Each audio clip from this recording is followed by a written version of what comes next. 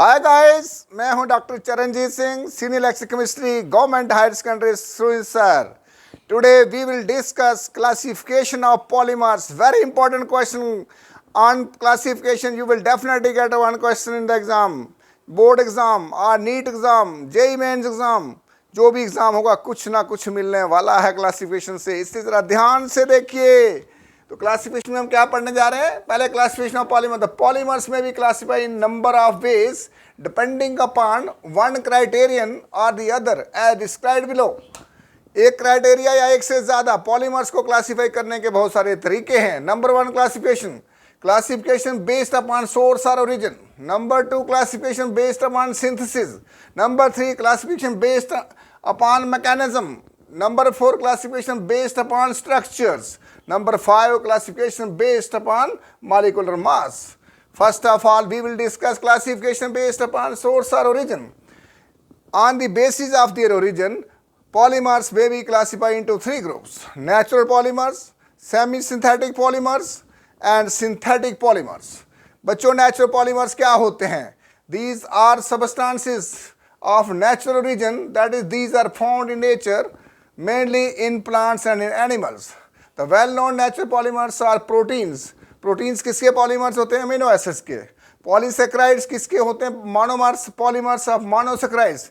And rubbers, polymers of isoprene, that is 2-methyl buta-1,3-diene, silk, wool, starch, cellulose, enzyme, natural rubbers, haemoglobin extra are the examples of natural polymers. बच्चों, natural polymers क्या होते हैं? एक skin जो होती है, चाहे वो किसी भी जानवर की स्किन है, वो भी नेचुरल पॉलीमर्स है. रबर जो है नेचुरली हमें मिलता है, नेचर से मिलता है, वो भी पॉलीमर्स है. हेयर्स हैं, बाल है, ऊन है भेड़ की, ये सब नेचुरल पॉलीमर्स हैं. और नेचुरल पॉलीमर्स जो होते हैं, जो नेचर्स में मिलते हैं हमें, they are natural polymers. Cellulose है जो ग्लूकोज के चेन से बना होता है, लंबा चौड़ा पॉलीमर से, लॉन्ग चेन पॉलीमर से. ग्लाइकोजन है, all these are natural polymers. Now come to the semi synthetic polymers. Semi synthetic का मतलब होता है थोड़ा नेचर वाले में कुछ ऐड करना. They are the substances which are obtained by using natural polymers, that is some modifications are made in natural polymers by artificial means. देखिए, nitrocellulose, cellulose acetate, vulcanise rubber, gun cotton, इसको हम बोलते हैं cellulose trinitrate, and cellulose xanthate extra belong to this class of polymers. बच्चों, आप याद रखिए, जब भी हम सेमी सिंथेटिक पॉलीमर्स की बात करते हैं, रबड़ पढ़ा आपने, रबड़ तो नेचुरल पॉलीमर है, लेकिन अगर रबड़ में हम सल्फर का क्रॉस लिंक्ड पॉलीमर्स लगा देते हैं तो सेमी सिंथेटिक बन जाता है. रबड़ में ही कुछ मॉडिफिकेशन हम लोगों ने किया है. सेल्यूलोज तो नेचुरल पॉलीमर है, लेकिन सेल्यूलोज के साथ चाहे डाई एसीटेट लगाया जाए, ट्राई एसीटेट लगाया जाए, नाइट्रो लगाया जाए, di nitro, cellulose tri nitrate लगाया जाए, all these are semi synthetic polymers. यानी कि याद रखिए, सेल्यूलोज अकेला होगा तो नेचुरल है, और उसके साथ कुछ भी अगर स्फिक्स या प्रीफिक्स लगा दिया गया तो आप समझ लेना कि सेमी सिंथेटिक है. Now come to the synthetic polymers. Synthetic polymer, these are man-made polymer, that is polymer synthesized in laboratory. Some important synthetic polymers are polythenes, polyvinyl chlorides, polystyrenes, nylon bakelite and terylene etc.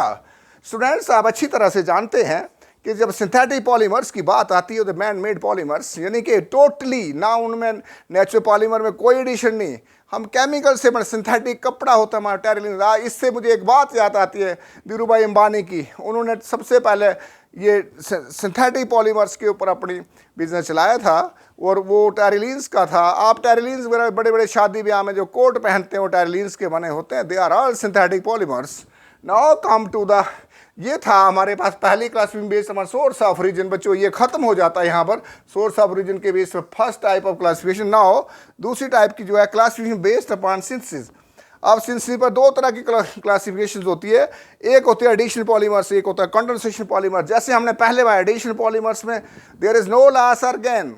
जो भी monomers हैं इकट्ठे होते जाते हैं, जुड़ते जाते हैं, डबल बॉन्ड ब्रेक होता है, सिंगल में चेन बनता जाता है. एडिशनल पॉलीमर्स हैं, वहाँ कोई किसी किस्म का सब्सट्रैक्शन या एडिशन नहीं होता है. एडिशन सिर्फ मोनोमर ऐड हो रहे हैं, जितने ऐड करिए उतने ही आगे आइटम आपको मिलेंगे.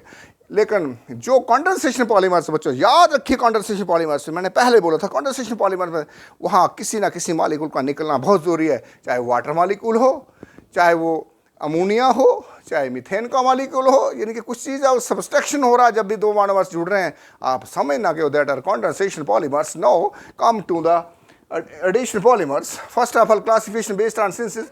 On the basis of mode of synthesis, polymers are classified into two categories. Number one, additional polymers they are also called chain growth polymers. Chain growth polymers, point to be noted, they are also called chain growth polymers. These are polymers formed by the addition together of the molecules of the monomers, or the monomers to form a macromolecule without elimination of anything. The process of the formation of additional polymer is termed as additional polymerization. For example, ethene मिलके polyethene बनता है, vinyl chloride मिलके polyvinyl chloride बनता है PVC, और vinyl cyanide भी इसी का नाम है. are some of the compound which undergo additional polymerization. कहने का मतलब ये, यहाँ हम ये कहना चाह रहे हैं कि एडिशनल पॉलीमर जो होते हैं उनमें किसी भी किस्म का एलिमिनेशन नहीं होता है, और इनका दूसरा नाम है चेन ग्रोथ पॉलीमर. चेन को ग्रो करते हैं. This is very important. Additional polymers are also called chain growth polymers. तो पॉलीविनाइल क्लोराइड ये हमारे सिलेबस में भी एनसीईआरटी के हमने इसमें को पढ़ा भी है. Now come to the next polymer, that is condensation polymers. मैंने पहले ही कह दिया कंडेंसेशन पॉलीमर में किसी ना किसी एटम का स्मॉल मॉलिक्यूल्स के सबस्ट्रैक्शन का होना बहुत ज़रूरी है. तो condensation polymers are step growth polymers. Condensation polymers are formed by the combinations of monomers with the eliminations of simple molecules such as water, coal, ammonia, HCl, carbon dioxide, etc. The process of formation of polymers is called condensation polymerization. Example of condensation polymers are polyesters and polyamides. These are also called as step growth polymers. बच्चों आपने देखा ये था last में जो था वो polymer जो था हमारा वो था कंडेंसेशन पॉलीमर्स. इसमें सब्सट्रैक्शन ज़रूरी थी, और ये पॉलीमाइड्स किसके अंदर आ गए, पॉलीएस्टर्स आ गए, और इसमें स्मॉल मॉलिक्यूल्स ऐड हुए. अब थोड़ी ब्रेक लेते हैं और उसके बाद हम नेक्स्ट टॉपिक कंटिन्यू करते हैं. तब आप थोड़ी ब्रेक ले लीजिए और शॉर्ट स्क्रीन करके इसको ले भी लीजिए आप यहाँ से. Now we will give little break and थोड़ी देर के बाद हम फिर मिलते हैं. ओके तो बच्चों अब हम शुरू करते हैं classification based upon molecular forces. यानी कि जब डिफरेंट चेन्स पॉलीमर्स के बन रहे हैं, उन डिफरेंट चेन्स के बीच में कौन सी फोर्सेस हैं जो उन मॉलिक्यूल्स को और स्ट्रांग बना रही हैं, उन डिफरेंट टाइप्स को हम डिस्कस करने जा रहे हैं. और जनरली उनमें इंटरमॉलिक्यूलर फोर्सेस होंगी, वन डेर वाल फोर्सेस होंगी, हाइड्रोजन बॉन्ड्स होंगी. वो आप देखिए क्या क्या पढ़ना हमने इसमें. तो सबसे पहले आता है classification based upon molecular forces. The utility of polymers in various fields is due to their mechanical properties. यानी कि किसी भी फील्ड में पॉलीमर्स का यूटिलाइज अगर हमने करना है तो उनकी मैकेनिकल प्रॉपर्टीज़ देखनी पड़ेगी. लाइक टेंसाइल स्ट्रेंथ कितने मजबूत हैं, इलास्टिसिटी कितनी है, खिंचते कितने, ये टफनेस कितनी है, extra. These property mainly depends upon the intermolecular forces like van der Waals forces, hydrogen bonding operating in polymer molecules. Polymers have been classified into 4 types on the basis of magnitude of intermolecular forces present in them. यानी कि different chains polymers के हैं, उनमें कितनी तरह की forces हैं, उन इस तरह से क्लासिफिकेशन करने के लिए पॉलीमर्स को हमने 4 ग्रुप्स में बांटा हुआ है. सबसे पहले आते हैं इलास्टोमर्स. बच्चों जब भी बोर्ड का पेपर में कोई क्वेश्चन आएगा इतनी लंबी कहानी नहीं आएगी, वहाँ आ जाएगा इलास्टोमर पर नोट लिखिए, या तो आएगा थर्मोसेटिंग थर्मोप्लास्टिक पर नोट लिखिए, थर्मोसेटिंग पॉलीमर्स का एग्जांपल दीजिए. इस तरह से छोटा मोटा क्वेश्चन आता है. आपने इसकी 2-4 बार स्टडी कर लेनी होती है, इनको क्रैमिंग करने की जरूरत है, समझ के बात करनी है सारी. अब आती है इलास्टोमर्स क्या होते हैं. these are the polymers having very weak intermolecular forces. These are the polymers having very weak intermolecular forces of attraction between the polymer chain. इनके बीच में जो चेन्स हैं उनके बीच में अट्रैक्शन बहुत ही वीक होती हैं. पॉलीमर चेन के बीच में very weak force of attraction. The weak forces permit the polymers to be stretched. अब फोर्स वीक है तो हम इसको स्ट्रेच कर सकते हैं, आउट अबाउट 10 टाइम्स हम इसको मॉलिक्यूल को खींच सकते हैं. Their normal length. Elastomers possesses elastic character. Elastic में खींचने का करेक्टर 10 टाइम्स ज़्यादा खींच सकते हैं इसको. जैसे हमारे पास वल्कनाइज्ड रबड़ है, is a very important example of elastomer. जब भी कोई इलास्टोमर की एग्जाम्पल पूछे तो वल्कनाइज्ड रबड़ हमारे सिलेबस में भी है, हम उसकी एग्जाम्पल दे सकते हैं. And other examples are natural rubber भी उसमें आता है, ब्यूना एस भी आता है, और SBR को पॉलीमर ऑफ ब्यूटाडाइन जो कि को पॉलीमर ऑफ ब्यूटाडाइन 75% है उसमें, और स्टायरीन 25% जो है, इसको SBR बोलते हैं, ये भी आपने पढ़ा हुआ है।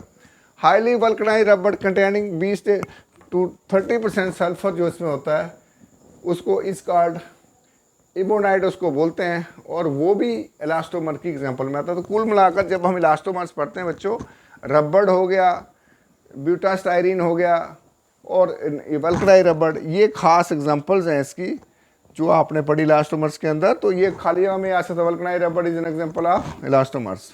अब नेक्स्ट आता है मॉलिक्यूलर फोर्सेस के हिसाब से क्लासिफिकेशन में फाइबर्स क्या होते हैं। These are polymers which have quite strong intermolecular forces such as hydrogen bonding. These polymers can be used for making fibers as their molecules are long and thread-like. ये fibres हैं, strong intermolecular force हैं, उसमें week थी, इसमें strong है। देखो elastomers में week intermolecular forces को 10 टाइम हम खींच सकते थे, लेकिन इसमें स्ट्रॉन्ग फोर्सेस हैं, जैसे नायलॉन 6 है। नायलॉन 6 अलग चीज़ है। फिर पॉलीएस्टर मैंने वही कहा जो हम आजकल यूज़ करते हैं कपड़ा वगैरह। टेरिलिन डैक्रॉन जिसमें आता है, टेरिलिन को डैक्रिन भी बोलते हैं, हम डैक्रॉन भी बोलते हैं। ये दूसरी एग्जांपल है फाइबर्स में। और पॉलीक्राइलोनाइट्राइल और ओरलाना आपने पढ़ा हुआ है, ये वो भी इसमें आता है फाइबर्स के अंदर। Are some important examples of this type of polymers. Fibres की एग्जांपल हमारे पास नायलॉन 6 है, पॉलीएस्टर्स है, और ओरलान है। यह आपने पढ़ लिया हुआ है पहले, और ये मॉलिक्यूलर फोर्सेस के हिसाब से इनका अट्रैक्शन है। इसमें वीक फोर्सेस हैं, और उसमें इस ऊपर वाले में वीक है, इलास्टोमर्स में वीक है, और इसमें स्ट्रांग फोर्सेस हैं। ये कम खींचता है, वो ज़्यादा खींचता है, वो 10 टाइम हम खींच सकते हैं। अब बच्चों आता है नेक्स्ट, थर्मोप्लास्टिक्स क्या होते हैं। आगे एग्जाम्पल्स दिए हैं, जब आपने पढ़ा पॉलीमर्स आपने पढ़ लिए हुए हैं, ऑलमोस्ट उनकी एग्जाम्पल्स पढ़ लिए हैं। तो थर्मोप्लास्टिक्स क्या होते हैं। These are the polymers which in which intermolecular forces of attraction, different molecules के बीच में जो फोर्सेस हैं, are neither very strong nor very weak. देखिए इलास्टोमर्स में वीक फोर्सेस थी, फाइबर में वेरी स्ट्रांग थी। ये ना ज़्यादा है और ना कम है, neither weak nor very strong.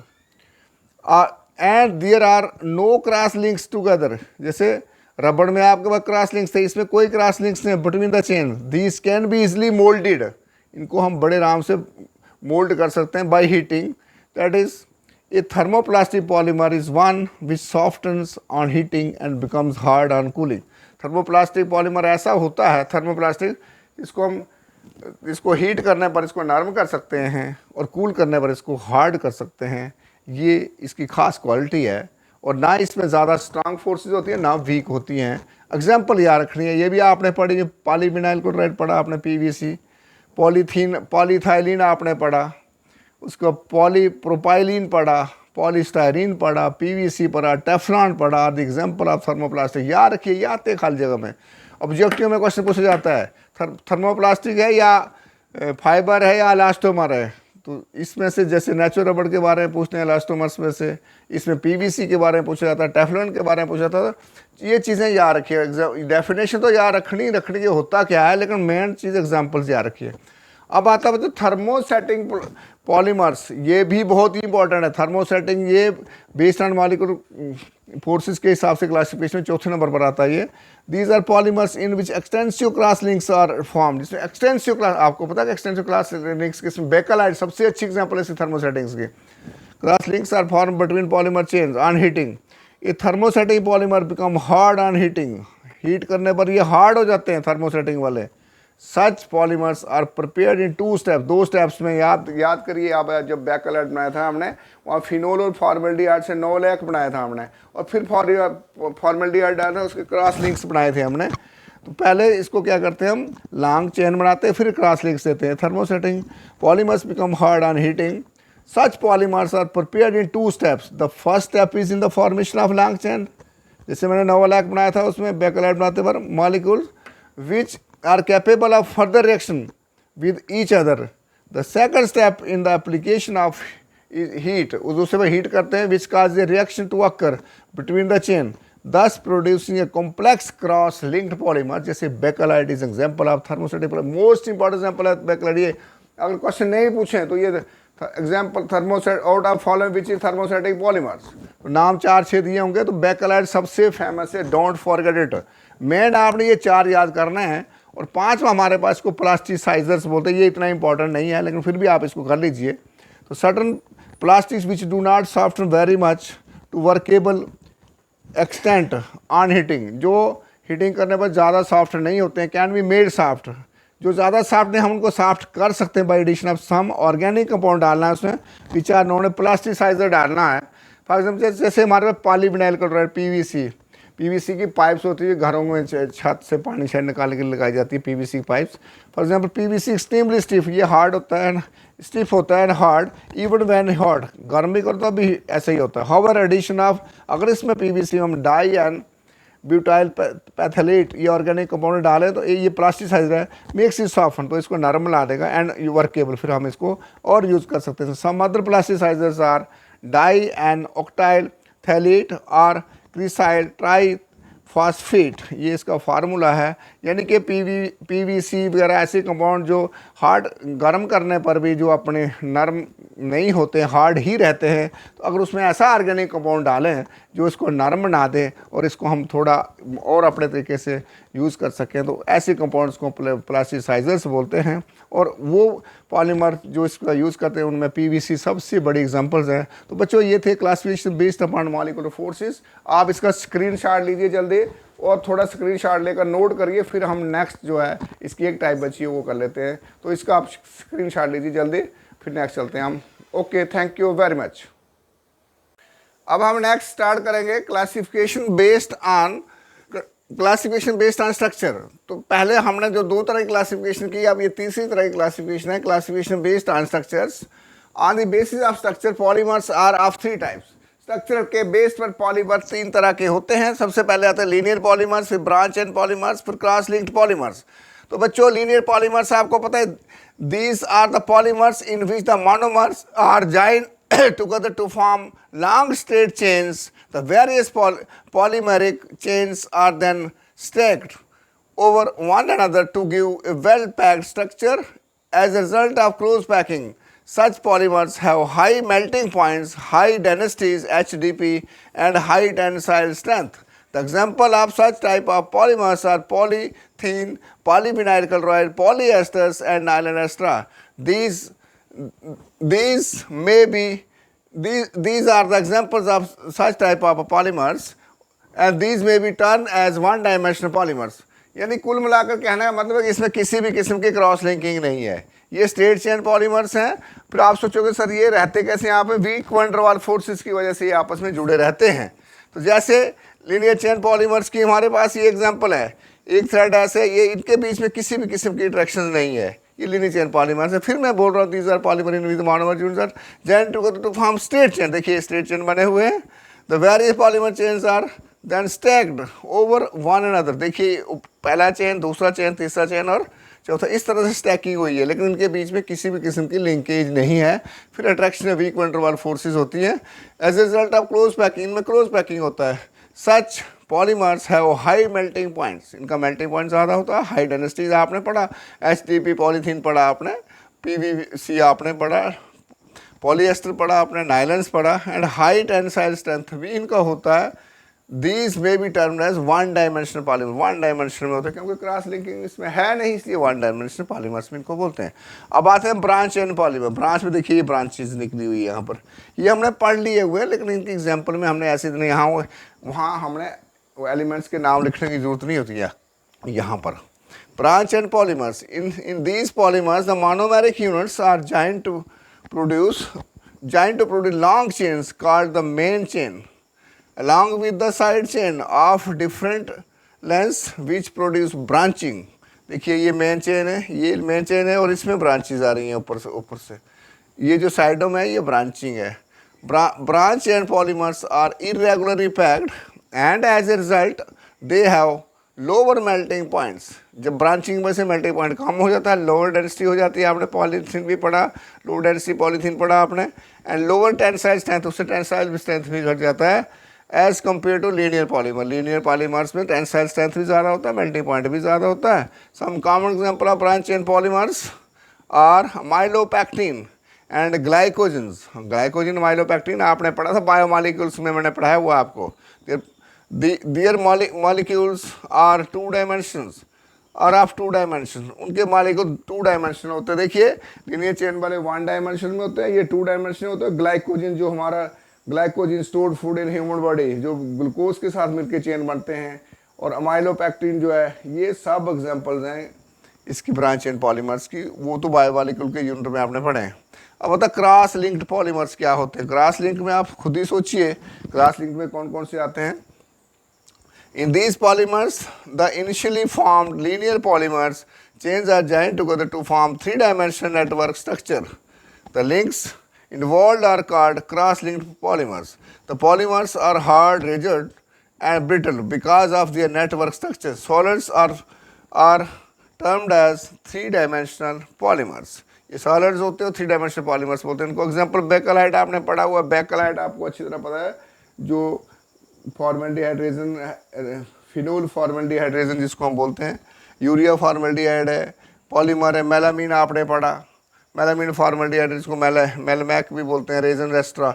यानी कि इसमें 2 एग्जांपल्स आपने पढ़ी है, बेकलाइट की एग्जांपल और दूसरी पढ़ी है मेलामीन फॉर्मेल्डिहाइड मेलामैक। ये 2 आपने इस तरह से पढ़े हुए। देखिए इसमें क्रॉस लिंकिंग पॉलीमर्स है। ये रेजन जो होता है ना, इसमें जाता है ये क्रॉस लिंक्ड है, ये ब्रांच्ड है, और ये लीनियर पॉलीमर्स है। तो इस तरह से हम नेक्स्ट चलते हैं। थोड़ी आप इसका शॉर्ट स्क्रीन ले लें, तो नेक्स्ट थोड़ी देर के बाद फिर हम नेक्स्ट कंटिन्यू करते हैं आपके साथ। ओके बेटा, ले लीजिए शॉर्ट स्क्रीन।